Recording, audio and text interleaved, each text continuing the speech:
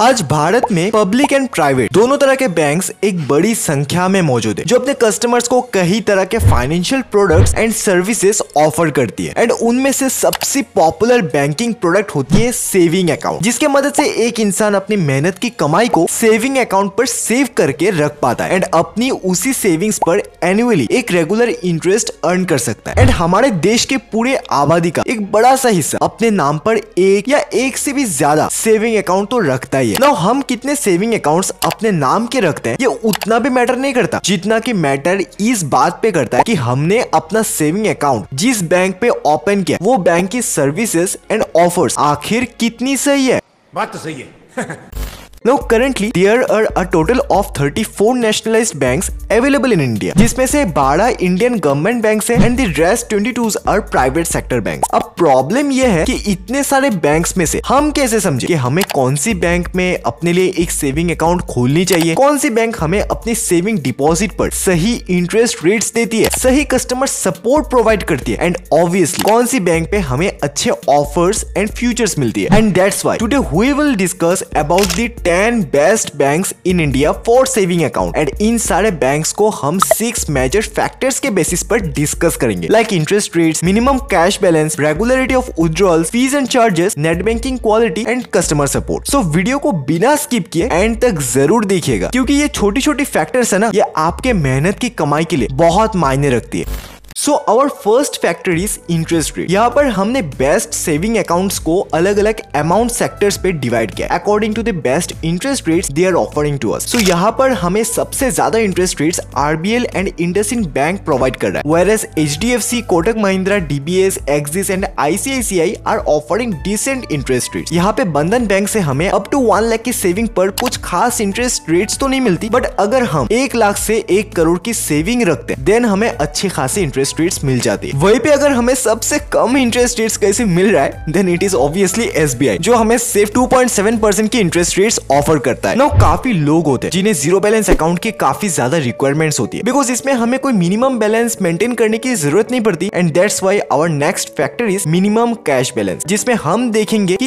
इनमें से कौन सी बैंक है जो हमें जीरो बैलेंस अकाउंट ऑफर करती है। सो यहाँ पे बस SBI है जिसमें हमें सेविंग अकाउंट ओपन करने के लिए कोई मिनिमम बैलेंस मेंटेन करने की जरूरत नहीं पड़ती। वहीं पे HDFC पे हमारे मिनिमम अकाउंट बैलेंस 2500 की होनी चाहिए, DBS बैंक में 5000 एंड कोटक महिंद्रा में हमारी मिनिमम कैश बैलेंस 10,000 की होनी चाहिए, which is very high, whereas other banks are having variable minimum cash balance requirements like RBL bank में हमारी मिनिमम कैश बैलेंस 0 to 5,000 की होनी चाहिए, इंडसइंड बैंक एंड बंधन bank having minimum cash balance of 0 to 10,000, ICICI में 2000 से लेकर 10,000 की होनी चाहिए एंड एक्सिस बैंक में 2500 to 12,000 की मिनिमम कैश बैलेंस तो होनी ही चाहिए। अब सवाल ये आता है कि इन बैंक्स में मिनिमम कैश बैलेंस की रिक्वायरमेंट्स इतनी ज्यादा वेरिएबल क्यों है? सो हर बैंक्स में मेनली 3 तरह के सेविंग अकाउंट्स होती है, basic saving account, standard saving account and premium saving account. No premium accounts में हमें कई तरह के बेनिफिट्स तो मिलती है, like cashback, discounts, debit card and credit card and obviously इसके लिए उनकी मिनिमम कैश बैलेंस की अमाउंट भी ज्यादा होती है। नाउ अगर आपकी रिक्वायरमेंट स्टिल एक जीरो बैलेंस सेविंग अकाउंट को लेकर ही है ना, देन आप हमारी इस वीडियो को भी बाद में जाके जरूर देख सकते हैं, जहाँ पे हमने इंडिया के कुछ best zero balance saving account के बारे में बात की है। Our next factor is regularity of withdrawals. लगभग हर बैंक्स में एक विथड्रॉल रेस्ट्रिक्शंस होती है, जिसमें हम एक लिमिटेड टाइम के लिए ही ATM से फ्री ट्रांजैक्शंस कर सकते हैं एंड साथ में हम डेली बेसिस पर एक सर्टेन लिमिटेड अमाउंट ही विथड्रॉ कर सकते हैं। फॉर एग्जांपल SBI से हम 8 फ्री ट्रांजैक्शंस एंड डेली 20,000 से लेकर 1 लाख तक की कैश विथड्रॉल लगा सकते हैं। HDFC, RBL and axis gives us 5 free transactions and daily cash withdrawal limit of 50,000। Kotak, DCB, DBS से हम 5 फ्री ट्रांजैक्शंस कर सकते हैं एंड डेली अप टू 25,000 की कैश विथड्रॉल लगा सकते हैं। यहाँ पे इंडसइंड बैंक भी हमें 5 फ्री ट्रांजैक्शंस ऑफर तो करता है, लेकिन इसकी cash withdrawal limit daily basis पर नहीं बल्कि पूरे हफ्ते पे हम अप टू ₹50,000 विथड्रॉ कर सकते हैं। ICICI एंड बंधन बैंक भी हमें मंथली 5 फ्री ATM ट्रांजैक्शंस देता है, बट यहाँ पे ICICI से हम डेली अप टू 50,000 से लेकर 1 लाख तक की कैश विथड्रॉल लगा सकते हैं एंड वहीं पे बंधन बैंक से हम up to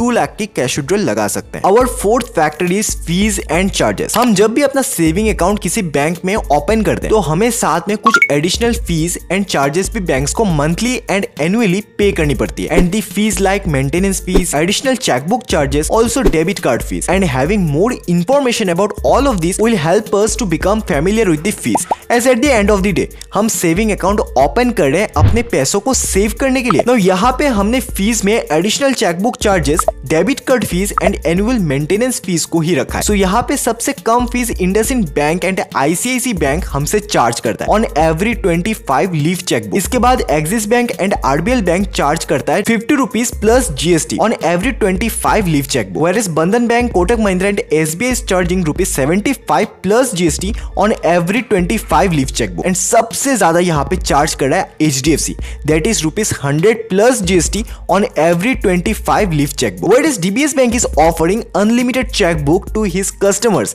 at free of cost. Now coming to the annual maintenance fees part, तो यहाँ पे सबसे कम चार्ज बंधन बैंक हमसे ले रहा है। Also ICICI Bank is charging from ₹99 to 150 plus GST। SBI, HDFC and IndusInd bank की फीस भी काफी डिसेंट है। Whereas DBS Bank is charging up to ₹400 plus GST and Axis Bank is charging up to 600 plus GST. Now Kotak Mahindra doesn't charge any annual fees on the first year of account opening, but from the second year they start charging ₹750 plus GST annually, which is much higher. अब आज के digital world में online banking भी एक major factors में से एक है। जब भी हम किसी बैंक में अपने लिए एक सेविंग अकाउंट खोलने जाते हैं तो क्योंकि करंट डेज पर हम ऑब्वियसली कैश से ज्यादा ऑनलाइन पेमेंट करना ही ज्यादा प्रेफर करते हैं। एंड फॉर दैट केस हम ऑब्वियसली चाहेंगे कि हम एक ऐसी बैंक में अपना सेविंग अकाउंट ओपन करें जिसमें हमें नेट बैंकिंग फैसिलिटी एक नंबर की मिलती हो। So our fifth factor is net banking support. यहाँ पे हमने इन बैंक्स की नेट बैंकिंग सपोर्ट को एज ए रेटिंग के थ्रू कंपेयर किया। यहाँ पे HDFC एंड ICICI की नेट बैंकिंग सपोर्ट हमारे पर्सपेक्टिव एंड एक्सपीरियंस से काफी ज्यादा बेटर है। सो हमने इसे 9 आउट ऑफ 10 की rating the. Whereas SBI, Kotak and axis bank की नेट बैंकिंग सपोर्ट भी काफी सही है। सो इसलिए हमने इन्हें दिया है 8 आउट ऑफ 10 की रेटिंग। RBL, इंडसइंड एंड बंधन बैंक की नेट बैंकिंग सपोर्ट ठीक ठाक है, सो इसलिए हमने इन्हें दिया है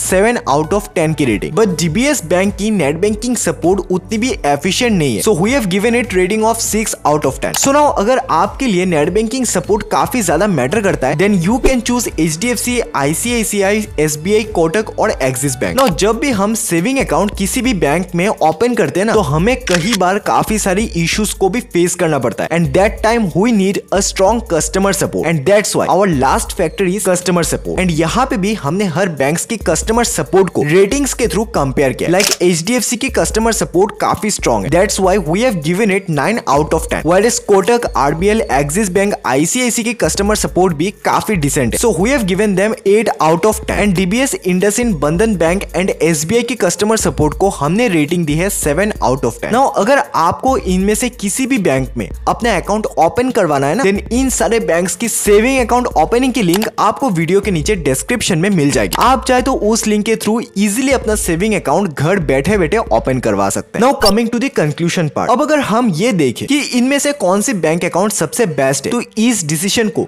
सिर्फ इंटरेस्ट रेट्स की तरफ से ही देखना सफिशिएंट नहीं होगा, क्योंकि हर चीज के एडवांटेजेस के पीछे भी डिसएडवांटेज होती है। सो हमें कोई भी सेविंग अकाउंट चूज करने से पहले उसके अलग अलग ऑप्शंस के एडवांटेजेस एंड डिसएडवांटेजेस को अच्छे से इवैल्यूएट करना होगा। हमारी रिक्वायरमेंट्स एंड बैंक्स के सर्विसेज की ऑफरिंग्स एंड फीचर्स को एक दूसरे के साथ कंपेयर करना होगा so that we can get the best saving account option for us as per our requirement. So ये था 10 बेस्ट बैंक्स इन इंडिया जो हमें बेस्ट सेविंग अकाउंट की एक्सपीरियंसेस प्रोवाइड करवाते हैं। एंड अब आपके पास भी इन सारे बैंक्स के बारे में इतनी जानकारी तो है कि आप अपने लिए एक सही डिसीजन ले सकते हैं कि आपको अपने रिक्वायरमेंट के हिसाब से कौन से बैंक में अपनी सेविंग अकाउंट खोलनी चाहिए। इसी के साथ हम मिलेंगे फिर से एक और नई एंड इंफॉर्मेटिव वीडियो के साथ। तब तक स्वस्थ रहे, सलामत रहे, जय हिंद।